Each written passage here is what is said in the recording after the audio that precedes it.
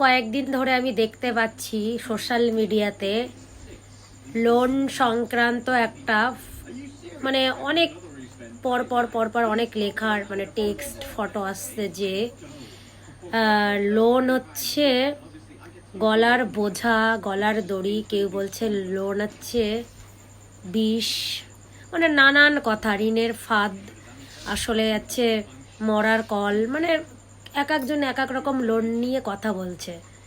মানে আমি এই বিষয়টা না কিছু বুঝতে পারছি না। মানে আমরা যেখানে থাকি সাউথ ইন্ডিয়া, কেরালাতে, তো সেখানে তো প্রত্যেকটা পরিবার যখন বড় গাড়ি বড় বাড়ি নেয় লক্ষ লক্ষ টাকার, তো 100-এর মধ্যে 100 জনই লোন নিয়ে বাড়িঘর করে আমার যতটা ধারণা।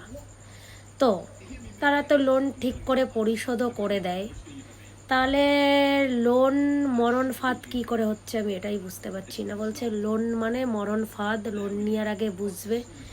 তো যারা এই যে এত বড় বড় বাড়ি গাড়ি করছে, লোন শোধও করে দিচ্ছে, ছোট ব্যবসা থেকে বড় ব্যবসা করছে, কেউ বড় বাড়ি, কেউ গাড়ি, কোনো দরকারি, অনেকের ছেলেমেয়েরা আবার বিদেশেও পাঠাচ্ছে, তো তাদের তো উপকারই হচ্ছে আমি যতগুলো দেখেছি। তো বুঝতে পারছি না যে লোন নিয়া মরার কল মানে কি, কেউ জানলে একটু বলবে এই বিষয়টা কি। লোন তো মানুষ ভালোর জন্যেই নেয়, কম বেশি এমন কোনো মানুষ নেই যে লোন নেয়নি।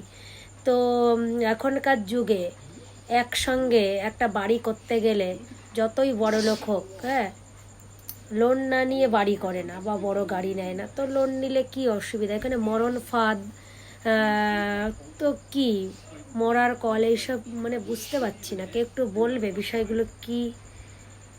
লোন তো একটা স্বাভাবিক জিনিস, এখানে মরার ফাঁদ কি করে হলো।